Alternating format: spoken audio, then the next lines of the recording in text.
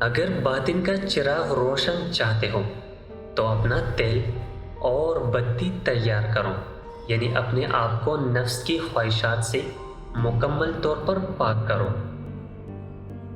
وہ سب سے بڑا نادان ہے جو عمل کے بنا باتوں پر زور دے۔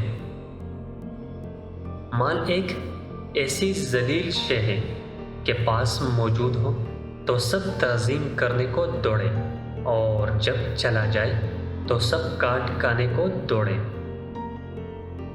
کم سوچنا اور زیادہ بولنا بیوقوفوں کی نشانی ہے۔ جس نے جھوٹ، خیانت اور غیبت سے پرہیز کیا، اسی نے نام کمایا۔